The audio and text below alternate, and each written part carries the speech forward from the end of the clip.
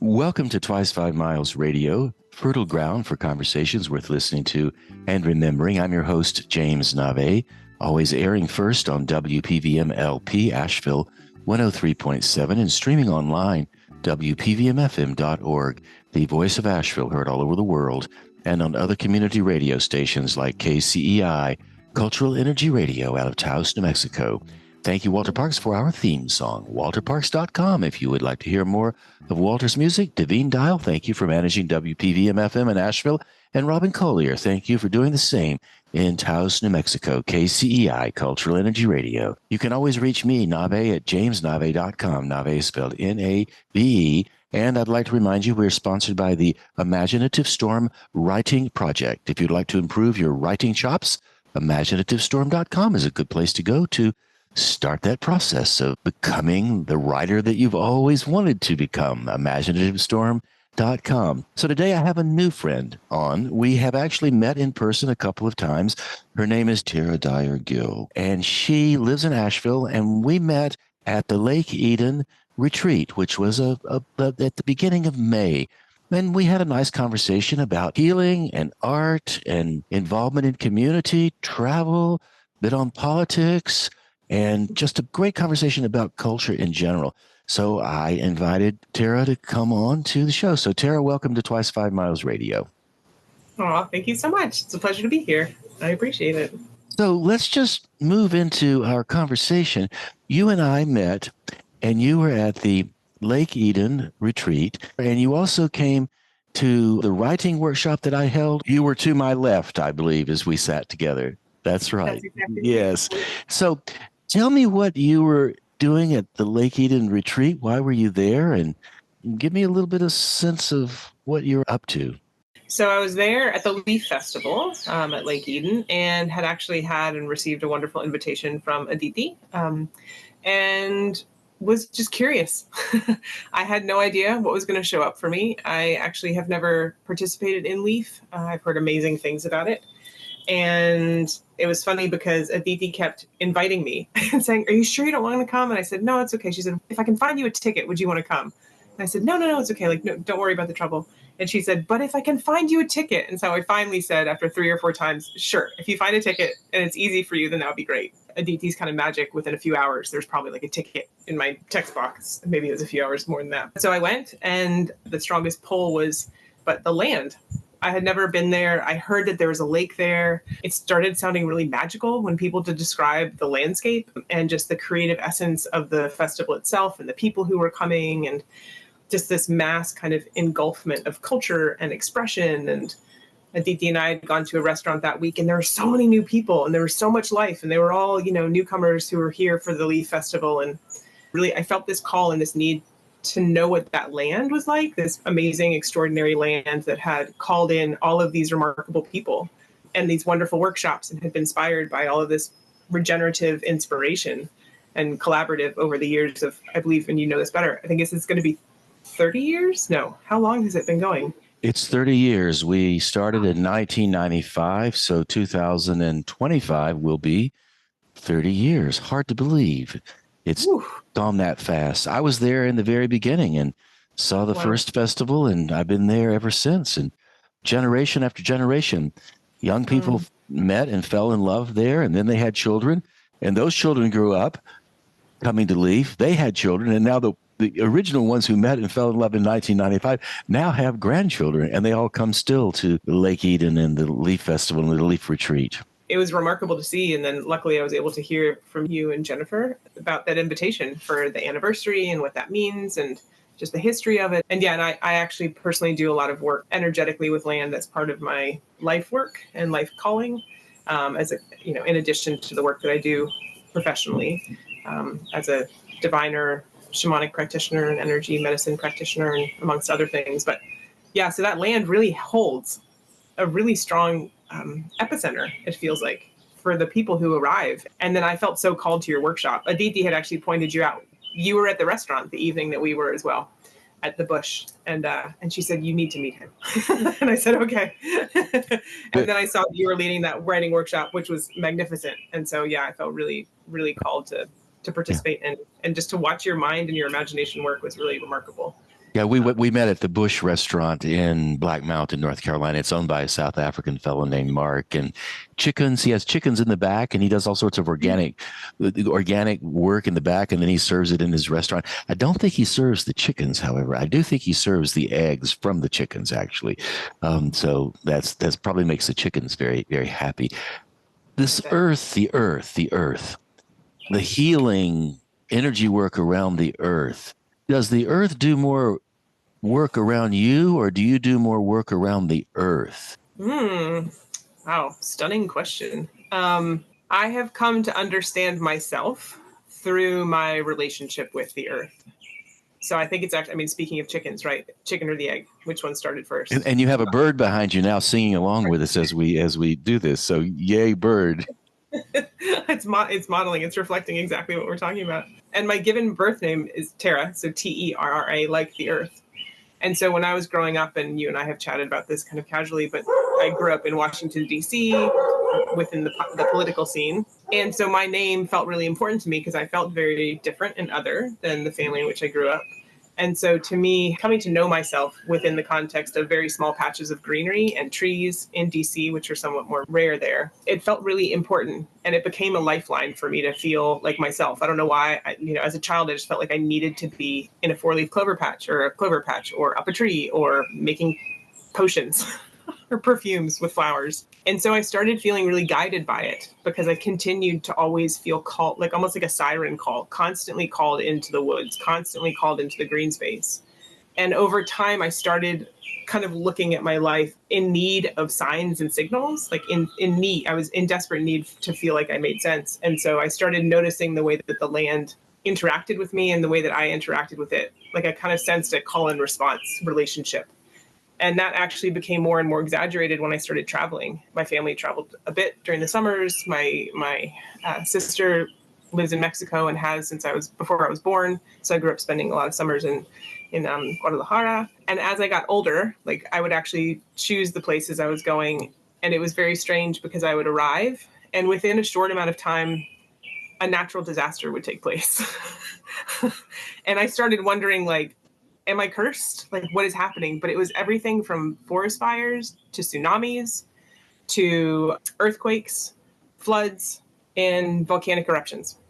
And so I wasn't sure if I was causing it or if I was just being called to it preemptively. So your question is quite poignant because I still don't know what the answer is.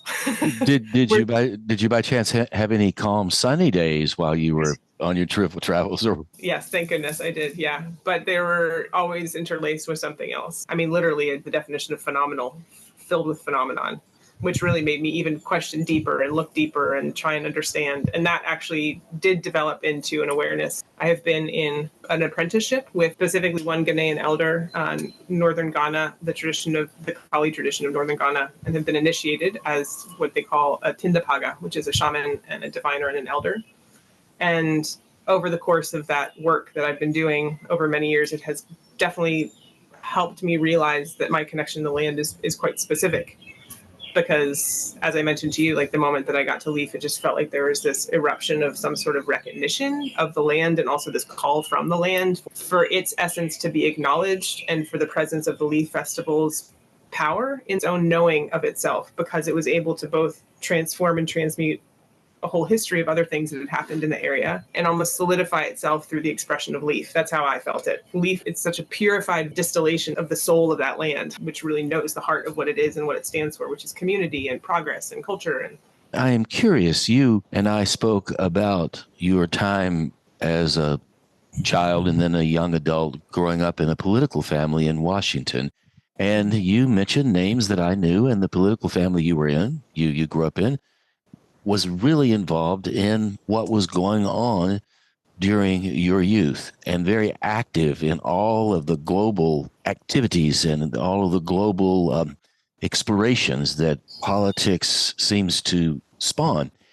I wonder, as you were watching all of this unfold, wars, different kinds of things that the big governments do, roaming over the earth, do you think that close proximity to the power to actually alter the course of the way the earth functions. Do you think that moved inside of you or underneath you and informed the subtextual drivers that pushed you in the direction of the forest?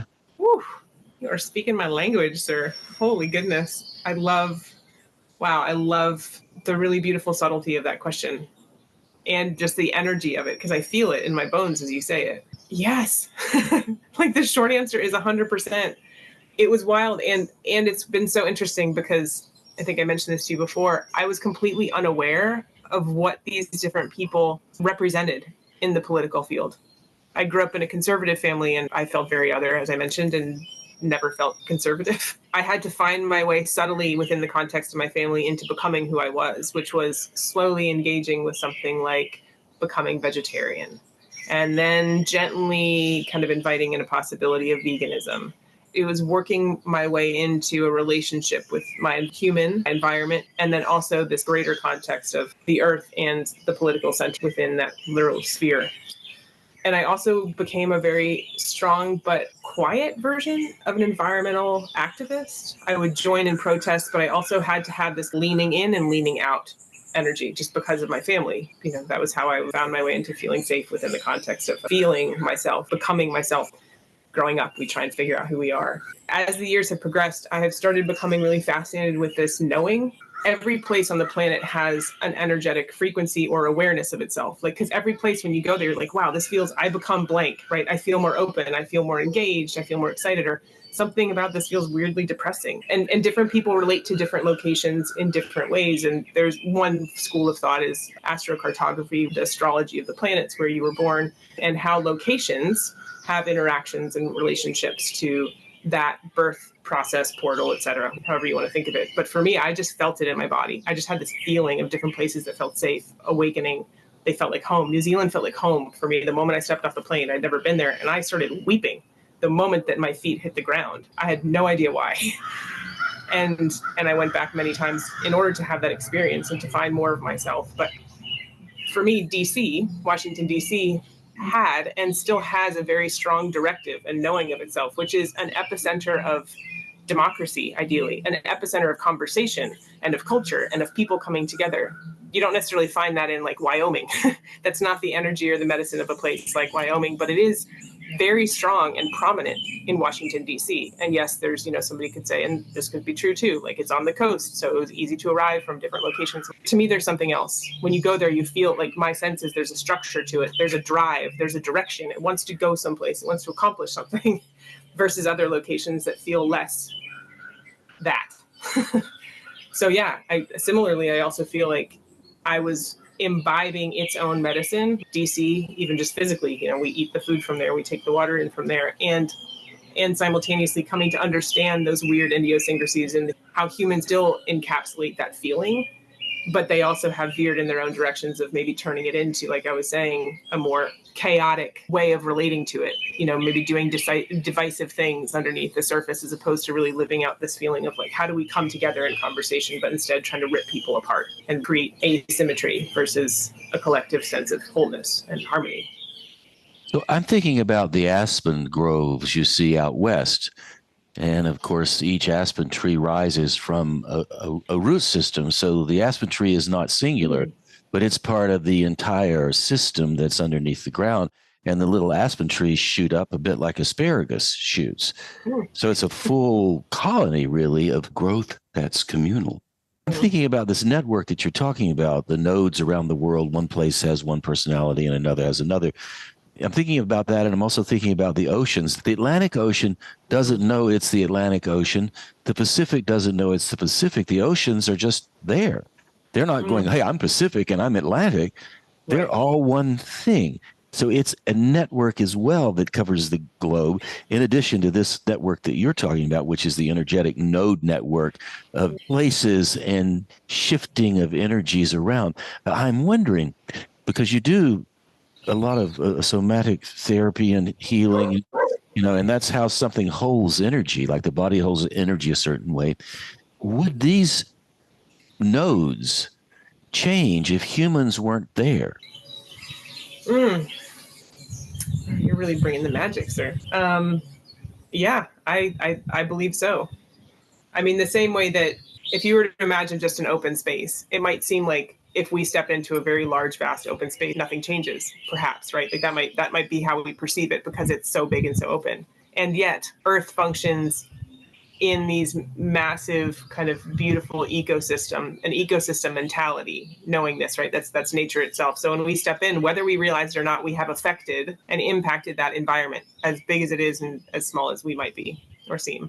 So yeah, I would say for sure we are impacting, and the Earth is responding in like to our ebbs and flows, to us stepping into its field, like literally the energetic field in this case, and how that impacts it. And if you just imagine, even if you were to imagine yourself inside the Earth and all of the people underneath, for instance, Washington, D.C., and literally the physical weight that would create on the planet, there has to be some sort of underneath infrastructure that's like, oh gosh, I mean, if we were to think of it in a cartoon style, it's like, everybody go under there and hold up that roof, right? Underneath all those feet of all those people.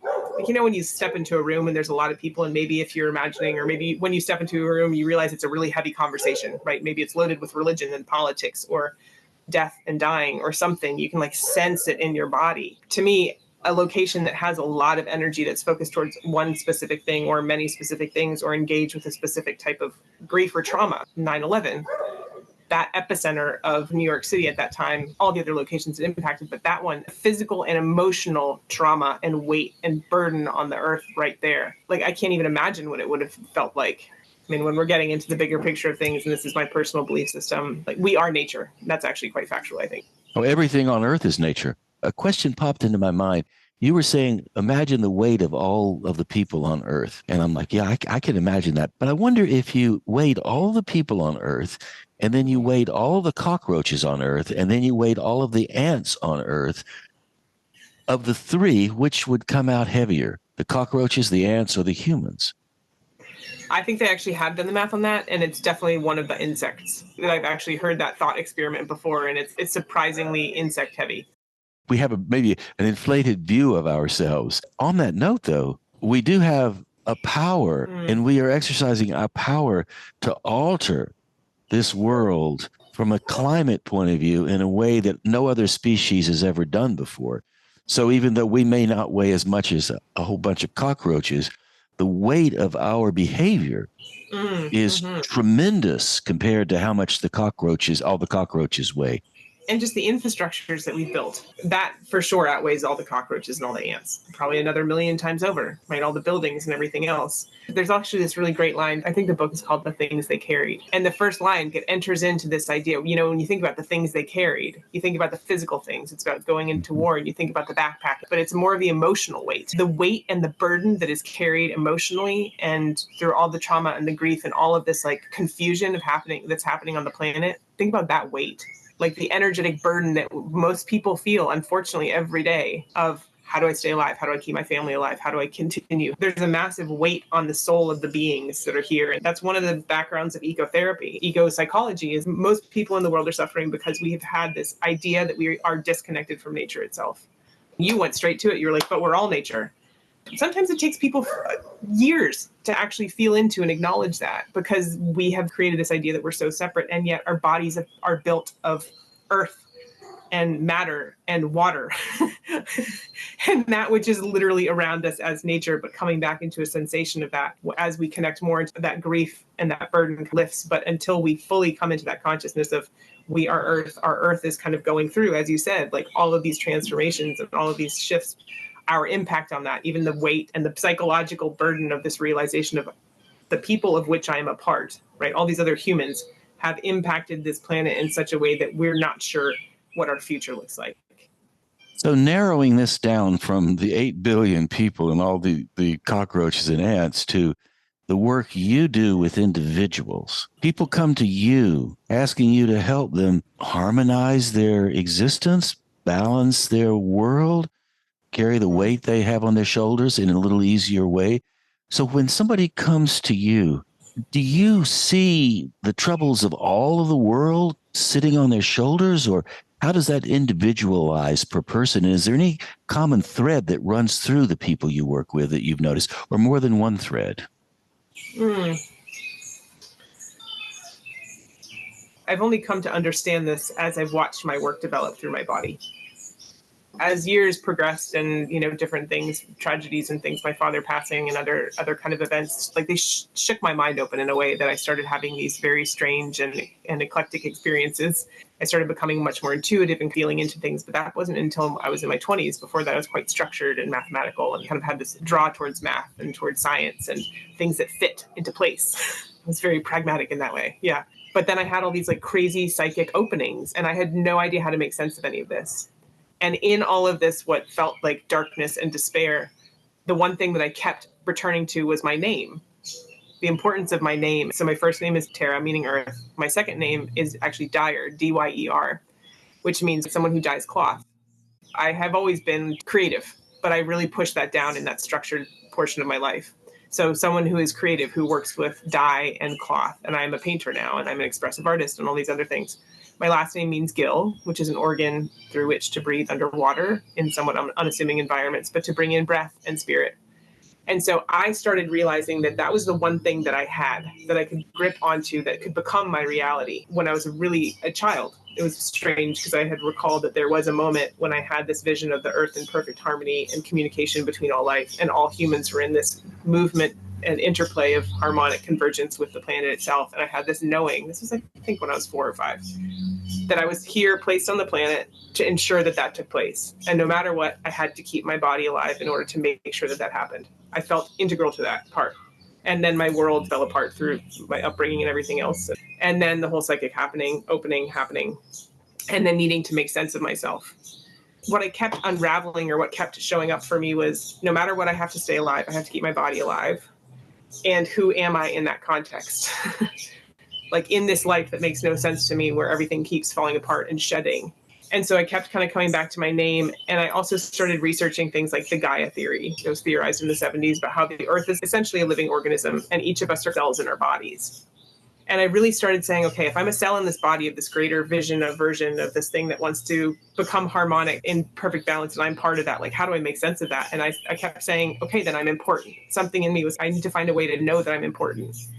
So coming back to your question, when people come to me, they are of all kinds. They might be seeking a connective force within them for how to understand their ancestors, or how to feel safer in their bodies, how to deal with trauma or overwhelm, or just the sense of being completely invisible. They might also have always had this sense of being somewhat intuitive, but it had been pushed down or had been pushed away, or they had pushed it down or pushed it away.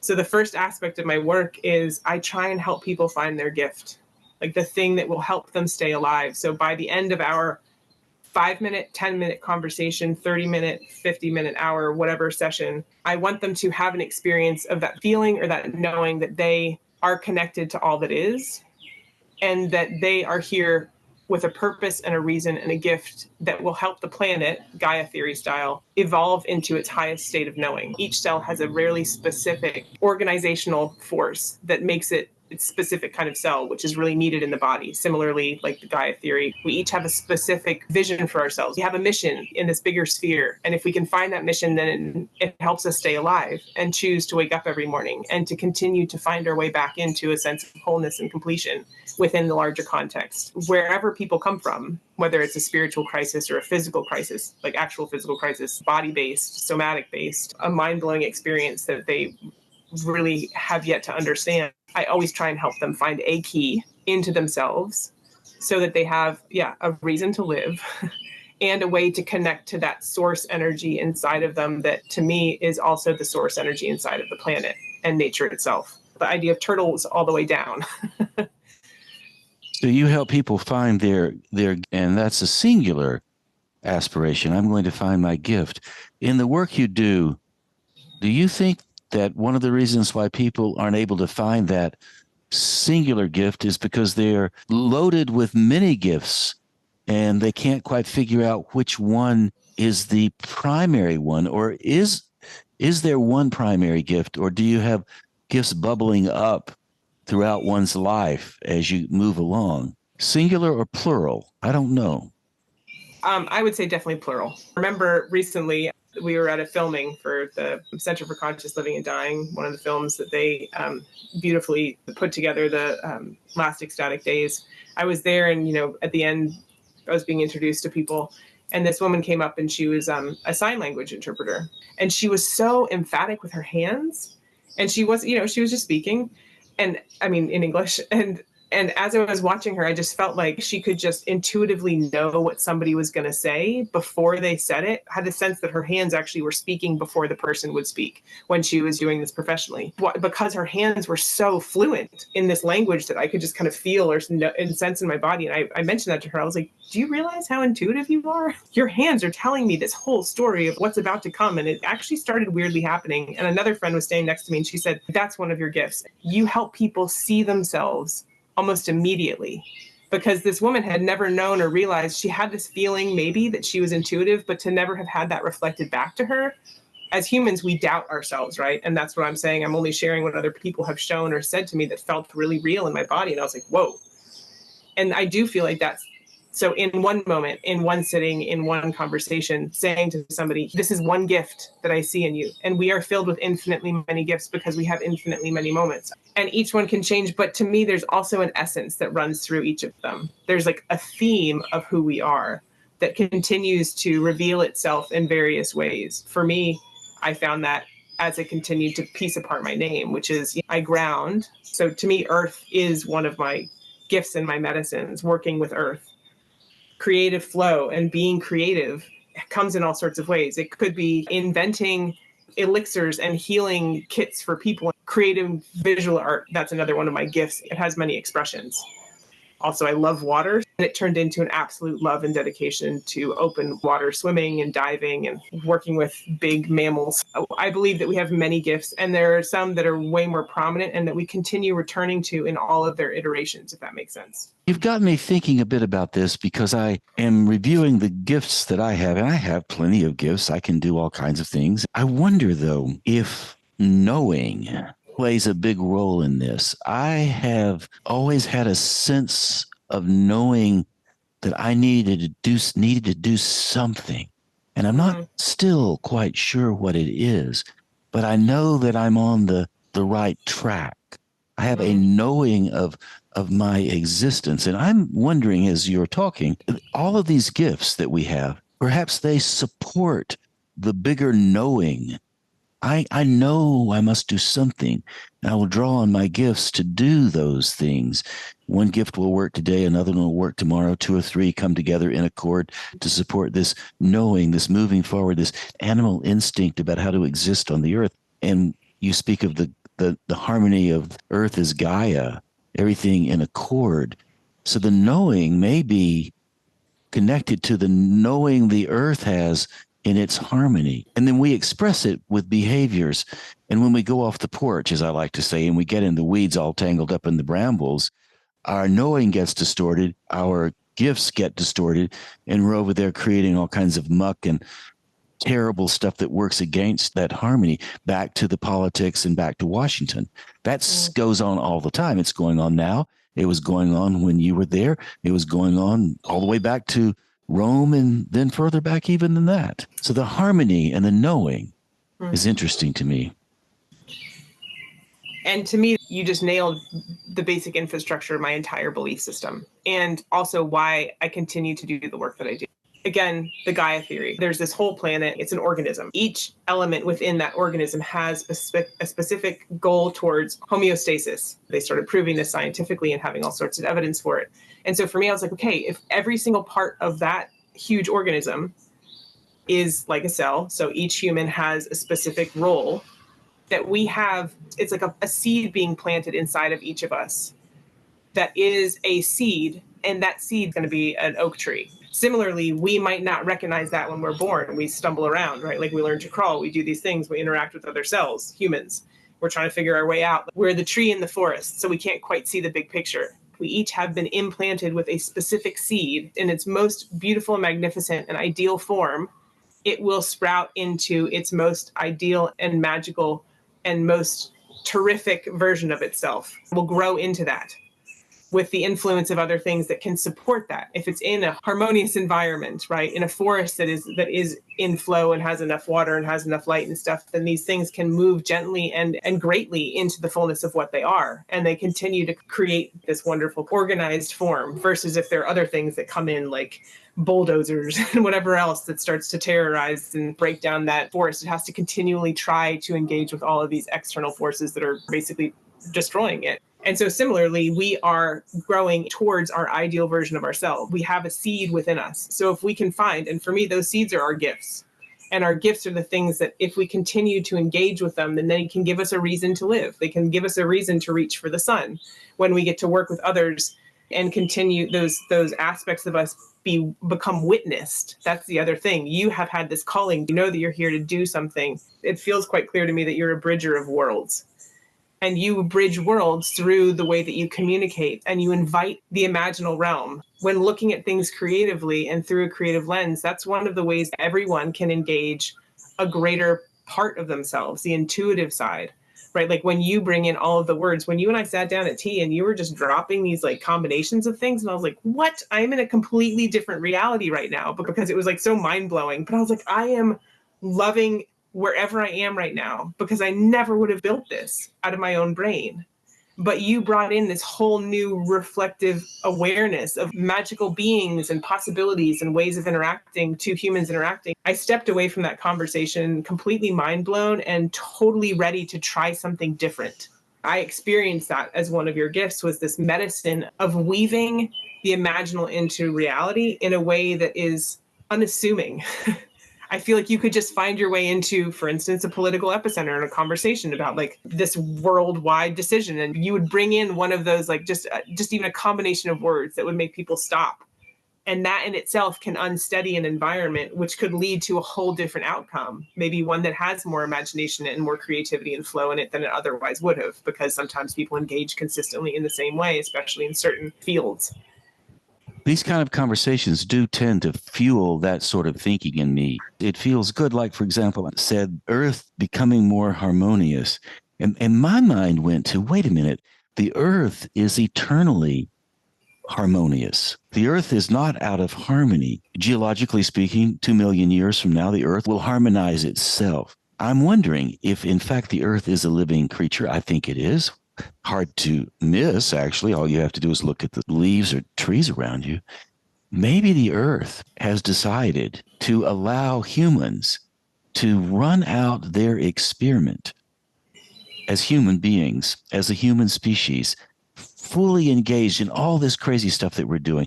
And maybe the Earth has calculated, okay, fine, these humans will do a bit of damage. They'll create some problems. They might even create a nuclear war. But I've got 10 more million years to deal with all of this.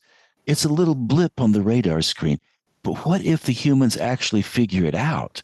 What if they harmonize to my bigger vision of harmony? It might take them a few thousand years to do it.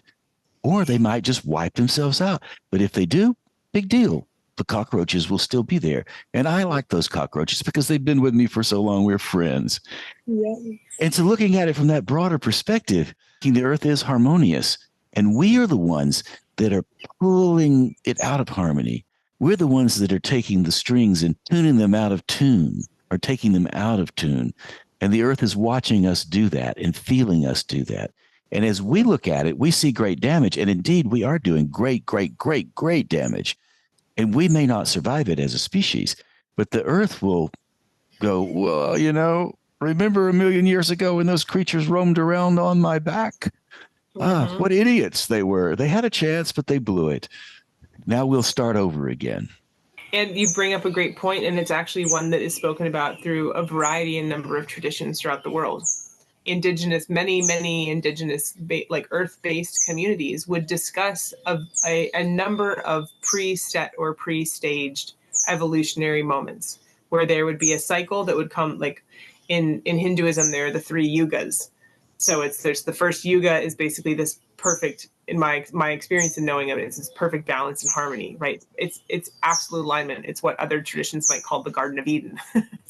and then there comes a moment or a couple moments or just things kind of like start shifting, right? It's almost like the wind shifts and the psyche starts shifting a little, and there's an invitation to grab the apple from the tree, or to start actually like taking from earth as opposed to being asking, taking an extra animal, kind of in rage, versus asking the animal for its body and its spirit to work with its people and having a permission.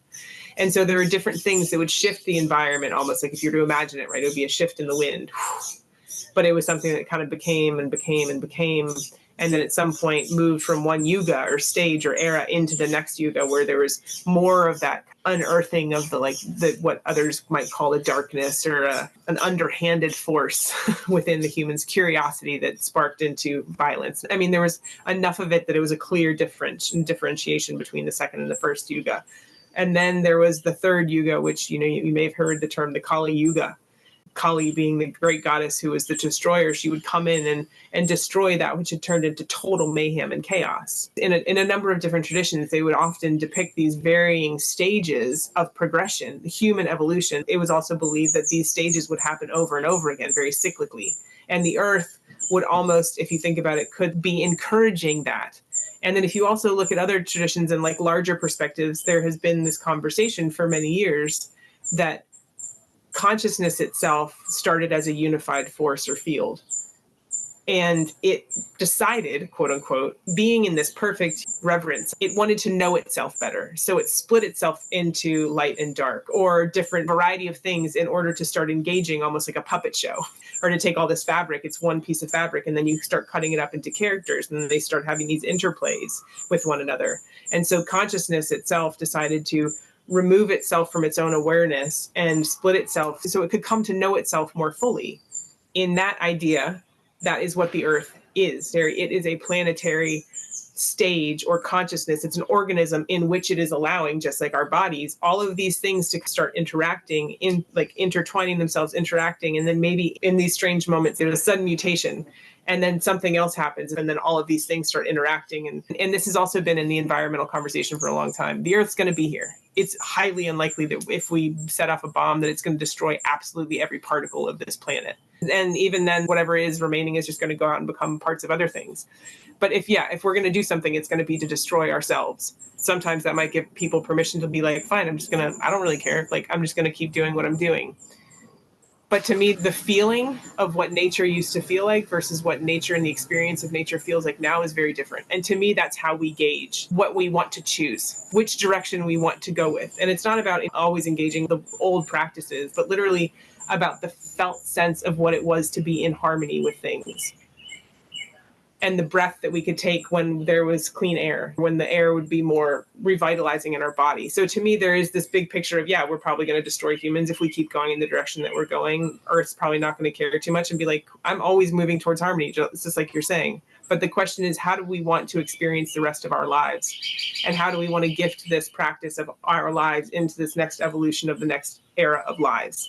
Do we want to constantly be moving towards this falsification of spirit and destruction, or do we want to find a way into supporting and witnessing one another's gifts so that we can come to understand, believe in ourselves, and then uplift the nature in us and around us so that we can have a vital existence that feels true and real and in support of all of ourselves and each other and the planet.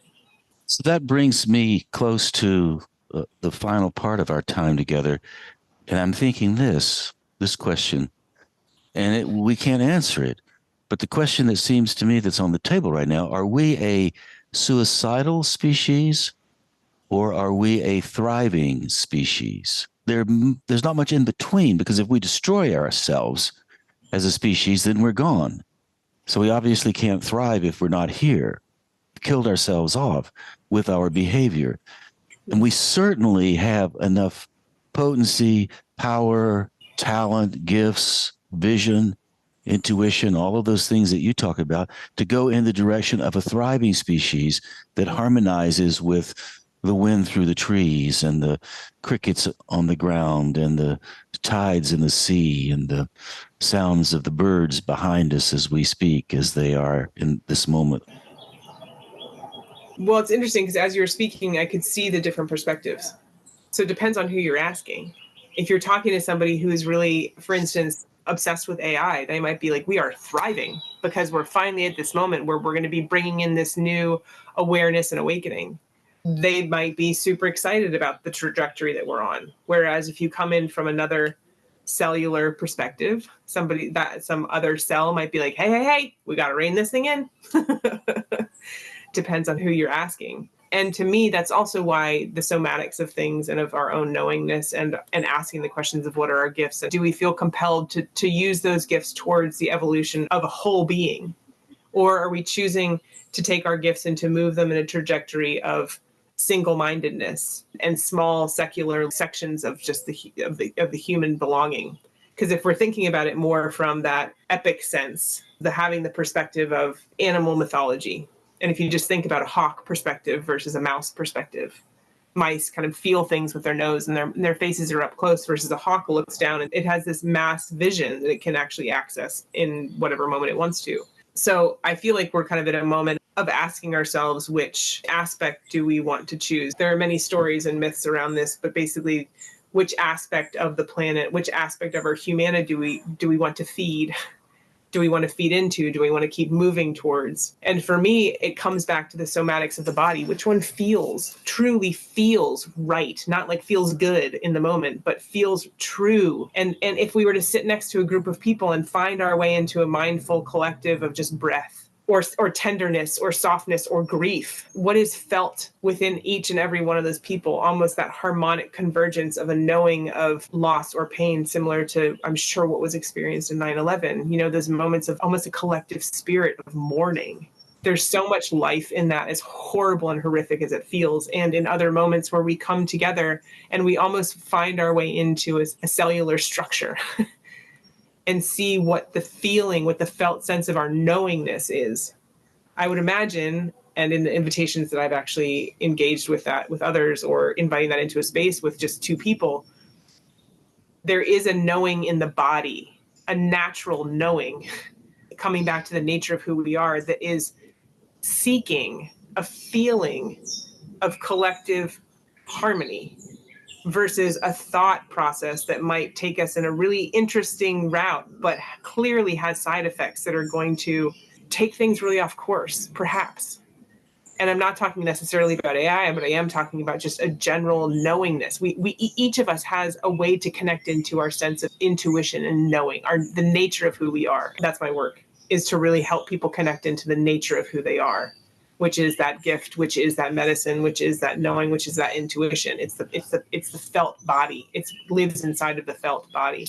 Yeah, you raise a great point, and the question lays in the hands of every single person on the planet. Like, which path do we want to choose? And that is a great note to close on. Before we go, tell everyone how they can reach you to learn more about what you do. Oh, thank you. I have a website. It's Terra, TerraDyerGill. It's my full name, .com. I also have an Instagram and an email that is connectwithterra@gmail, or connectwithterra Instagram. And you can get in touch that way, reach out. I'm always curious about new people's perspectives. And then if people are interested, invited, have a sense of belonging in some of the words that you and I are kind of throwing back together and would like to try working together, I would love that. And thank you for this opportunity. Thank you so much for joining us. I really appreciate it. Powerful medicine you carry. Powerful medicine. More to come. Woo-hoo! Thank you. Enjoy. And there you go, my friends. Thus ends my conversation with Terra Dyer Gill. I hope you enjoyed it as much as I did. I like to be challenged by these ideas, questions, explore things that maybe I've thought of, but can explore in different ways than I've thought of them. And that's what Terra did for me, and I hope she did it for you as well. And as Terra and I were talking, I was reminded that I once recorded a story, an improvisational story, walking down La Canada Road in Taos. And the story's titled Go to Espegozo Land. I'm looking for espagozos, whatever they are. I'd like to play it now for you because it touches on some of the magical aspects of what the earth can do.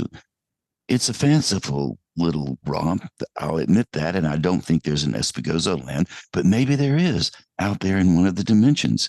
And the earth provides us many mysteries. And then when we solve those mysteries, when we come to understand what's going on around us, we take it in. It becomes more ordinary in the best sense of ordinary, the ordinary day, which is actually always rather extraordinary. So here's my little story I recorded walking down La Canada Road, and it's titled Go to Espagozo Land. I'm looking for an Espagozo. I don't know what it is, but hey, let's find out. So here's the story about Espagozo Land. Would you like your Espagozo with tea and toast or something else? Well, I would like my Espagozo any way you would like to serve my Espagozo. If I had a choice, I would take an Espagozo opportunity every day. But they do not come along every day, those Espagozo opportunities, because an Espagozo opportunity is a rare thing. You have to travel for it. You have to go somewhere. You have to explore. You have to find your way, into the nook or the cranny or the corner or the narrow street for the Espagozos. And then you come down the narrow street, walking slowly so you don't miss it. And, wait, the whiff of an Espagozo baking in the oven. Oh, yes, I smell it now. It's a perfect Espagozo. I can tell by the nuance of the aroma Espagozoing down the street. And if you are lucky enough to spot the Espagozo sign, it's difficult to spot at first, but when you see it, you'll never, ever miss it again. Espagozos galore. Here for you. This is your Espagozo spot. Settle in. Order up. You have arrived at the center of Espagozo reality. It's a dimension few people ever find, because Espagozoing, of course, is an impossible proposition for most people. I mean, who could imagine an Espagozo? I mean, why would you ever think you could Espagozo without intention? You must decide. You must choose the Espagozo journey, the Espagozo adventure, the Espagozo reality dimension even. Down that narrow street, around the nook, around the cranny, around the corner you go. Usually in a city, possibly in a village somewhere, but there are not many Espagozo spots. Rare doors, those Espagozo doors. And they have a certain look, a patina, if you will. The paint is never new. The Espagozo door has a slightly faded patina, like the Espagozo aroma has painted the door without any other help from any other creature. The Espagozo magic settles on the door, so when you walk by it, smelling the Espagozo aroma down the Espagozo street, alley, nook, corner, cranny, when you walk by it, you sense the color as much as you see it. And sometimes the Espagozos have different colored doors, but it's the fadedness of the blue, or the fadedness of the red, or the fadedness of the green.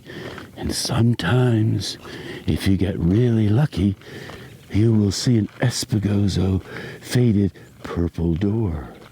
Now, the Espagozo purple door, of all the Espagozo doors in the world, that's the one.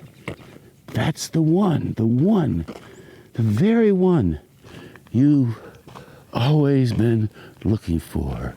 Because behind the Espagozo door, the purple Espagozo door, you will find a large Espegozo room. Now, why is this large Espegozo room so much more important than all the other Espegozo rooms in the world? The one behind the purple door. I want to note now, in this little travel journey, that you will find more than one purple Espegozo door, but not many. But when you do walk through the Espegozo door, what you see vast chandeliers hanging from the ceiling. You see tinkling windows looking out on meadows full of horses, and other windows looking out on cityscape scenes, and other windows that look out on what looks like some place you would go in paradise, like a beautiful harbor, green, full of bright, multicolored houses. The Espegozo celebration begins, and you sit down in the purple Espegozo room, and you start to nibble the dainty, elegant, delicious Espegozos. With tea, of course, or a very special coffee always brewed by the coffee maker in the back with the small hat on top of head. Yes, the Espegozo coffee maker always brews the Espegozo coffee with a small hat on the head. Why a small hat on the head? Because it's fashionable, it looks good. It's the Espegozo hat, it's been passed down for generations. And why wouldn't the Espegozo coffee maker have a small hat on the head? The head is the place of beauty. Gaze upon the Espegozo's head, the Espegozo coffee maker's head, while you nibble your Espegozo. So the Espegozo reality is available for all of us. And you know what? The Espegozo, the one you taste, will taste exactly like you wanted it to taste. It will be sweet if you like sweet. It will be bitter if you like bitter. It will be bland if you desire bland. It will be hot if you like hot on the tongue. It will taste exactly like you want it to taste.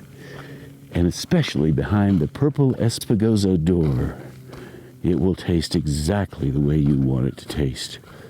You've got to love the idea of an Espegozo journey. It's there for you. You can take it. And when you do, you'll hear your feet crunching along like you're hearing mine now. Walking to Espegozo land, wherever that is. It's in between what you see and what you don't see, of course. You probably already figured that out.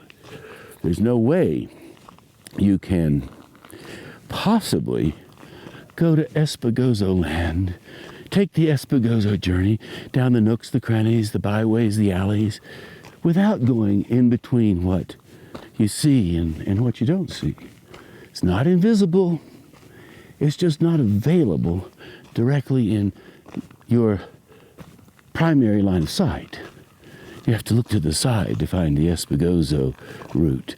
But when you see it, when you smell the aroma, when you sense the grand, beautiful taste, the chandeliers, even, of course, the music playing, you will know exactly what to do. Off you go. Enjoy the trip. I'll see you when you come back, if you do come back. And if you don't come back, I'll remember you fondly. I'll say, I once knew an Espegozo traveler who never returned.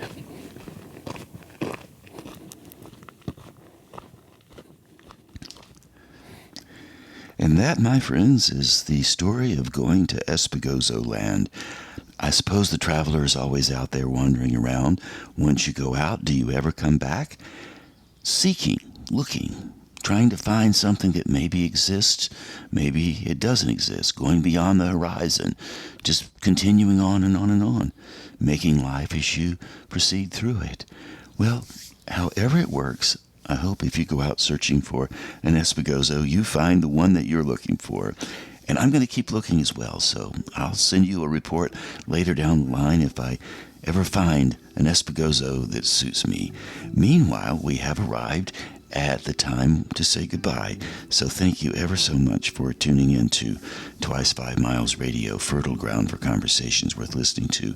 And remembering, I'm your host, James Navé, always airing first on WPVMLP, Asheville 103.7, and streaming online, WPVMFM.org, the voice of Asheville, heard all over the world, and on other community radio stations like KCEI, Cultural Energy Radio, out of Taos, New Mexico.